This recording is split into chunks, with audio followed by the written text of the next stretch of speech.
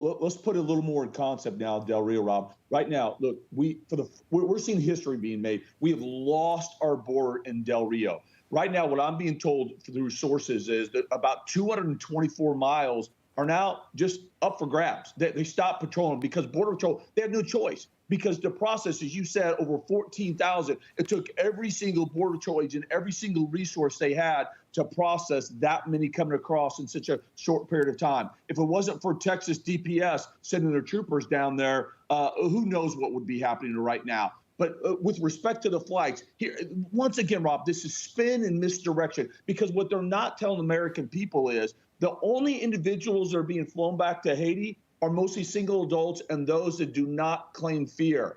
If those families that are claiming fear and we know are fraudulent claims, they're being released as we speak into the interior of the United States. That's what they're not telling American people. Just a question about the mechanics of this situation. So we've got people that have crossed our southern border illegally over the last 8 months. Today marks the anniversary of Joe Biden's inauguration day, January 20th. From over 100 different countries, why aren't we flying any of them back to their countries of origin? Why just these Haitians? That's exactly right. And that's the hypocrisy among many. Actually, we're up to over 148 different countries. Right now, this administration in the last 8 months have released almost 500,000 illegal aliens into the United States. So again, this is absolutely inconsistent. When they see a crisis, they want to get out there and have a couple of good sound bites and say, oh, look at the flights going back. Right now, I believe only about 400 or so Haitians have been flown back. But again, most of those are going to be single adults, just like they're doing right now. Last month, their own statistics showed that they actually only removed 44% of those that illegally in the United States, meaning 56 were actually brought in the United States. And of course, that 44% they removed, again, the majority of those were single adults, and they used the Trump era policy of Title 42 to do it. That's another thing that they're not telling the American people about. Yeah, they're cherry picking Trump era policies now. Forget about remain in Mexico. The courts say they have to re-implement that policy. They haven't done so yet. So Title 42, it's the public health law that President Trump implemented back in March of 2020 as a direct result of the coronavirus. You don't want people coming across the border that are COVID positive. So the Haitian vaccination rate right now, the island of Haiti, 0.1%. To put that into context, New York City schools were shut down entirely when they had a 3% positive rate. So nobody is vaccinated that's under that bridge right now.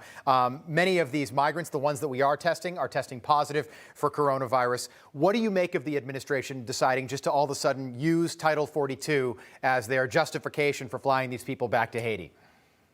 Yeah, look, again, it's hypocrisy. Look, let's keep going on. The individuals outside of Haiti that they're letting in the United States, as you said, Rob, we're seeing a COVID positive rate between 15 to 20% on certain areas. And other than unaccompanied minors, the federal government has still not testing a single illegal alien that they're letting in this country. They're leaving it up to the local municipalities as they're dropping them off in their communities, not to mention that they're not mandating a vaccine. It's absolutely absurd. It's hypocrisy with respect to what they're making Americans do, yet illegal immigrants who are really in one of the most high-risk categories, they're not testing, nor are they requiring a vaccine and I know mandate. Officials on the ground in Texas, they just don't have the facilities or resources to house these people. I do want to note that the prime minister in Haiti said that he will welcome these people back to the country.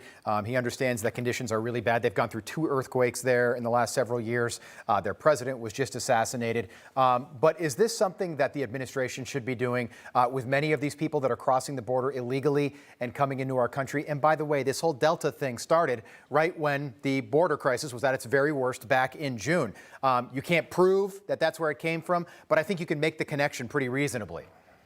Yeah, absolutely, Rob. And right now, they're trying to make headlines of the fact that they're actually removing people that have illegally entered the United States, which is the practice, and it has been the practice. But this administration has opened their border and defied the law with respect to actually removing those illegal enter. And so when they actually enforce the law, they make it sound like it's a big deal and it's never been done before. It's just absurd. Look, we should be doing this across the board. But with Title 42, from day one, they made political carve-outs. They haven't enforced the law. They've opened our borders. They dismantled every effective policy that we had under the Trump administration that was effective. And that's why you're seeing a 20-year high and a crisis we haven't seen in our modern history. These people, I read a report this weekend, these people in many cases are living in their own feces because there are not adequate facilities for them to use the bathroom to clean themselves.